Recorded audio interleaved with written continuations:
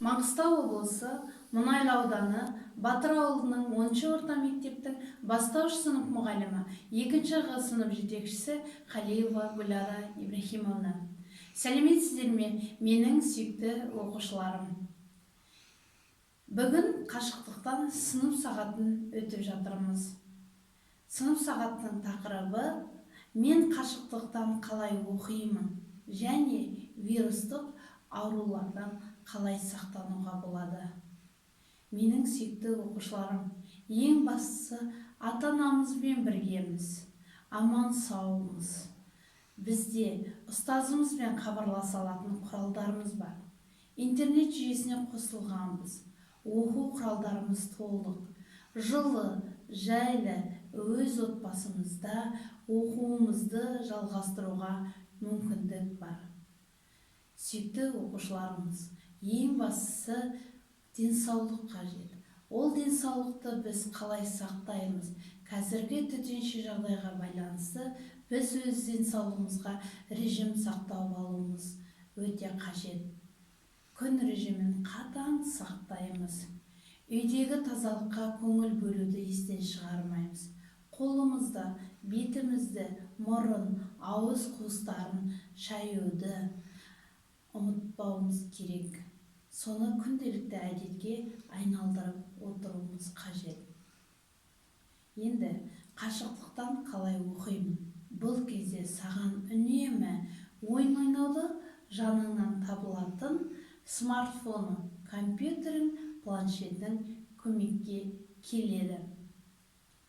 Сен бұл заттардың пайдалы жақтарын көре білесің. Әдеттегіндей сабақ тек ұстазың жоқ. Ендігі сенің көмекшің, ұстазыңмен бірге байланыстырушы ол смартфоның, компьютерің, планшетің. Және ең бастысы кеңесшің, қолдаушың, жәрдемшің ол сенің ата-анаң. Саған керегі жауапкершілік. Уақытында сабаққа отыру, құралдарыңды алдын ала дайындау, сенімділік. Сен өзіңді жалғызбын деп алаңдама. Өзіңе сенімді бол. Еңбекқорлық.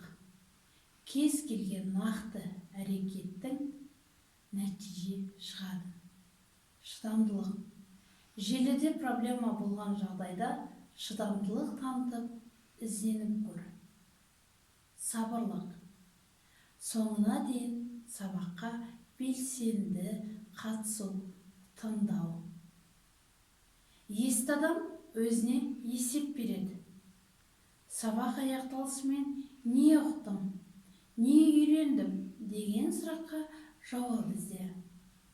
Түсініксіз сұрақтың жауабын таба алмаған жағдайда ұстазыңа хабарласа аласың. Кері байланыс жасау. Сабақтан не үйренгеніңді ата-анаңмен, өзіңнен үлкен апа-ағаларыңмен бөліс. Оқулықты қосымша білім көздерін пайдалануды үйрен. Қашықтықтан оқу саған не береді? Қашықтық оқытудың көздерін үйренесің, қолдана аласың. Гаджеттердің пайдасын көресің. Жауапкершілігің артады. Өз бетінше жұмыс жасауға дағдыланасың. Күн режимін сақтауға үйренесің. Кітап оқуға уақыттың көп болады. Ата-анаңмен бірлесе оқып, өзің көрінбеген қабілеттеріңді көрсетесің. Білім алу көздері, балапан, телеарналары сіздер үшін күнделікті сабақты көрсетеді. Содан өзің үйренесің көріп. Оқи алатын боласың, жаза алатын боласың. Білім порталдары бұл WhatsApp. Біз біргеміз. Білім мен сүйіспеншіліктің тоғысқан мекен жайы Алтын Ұя мектебімізде аман есен кездесейік. Білім алуда жалықпайық, ерінбейік, ізденейік. Біз біргеміз, үйде болайық, менің сүйікті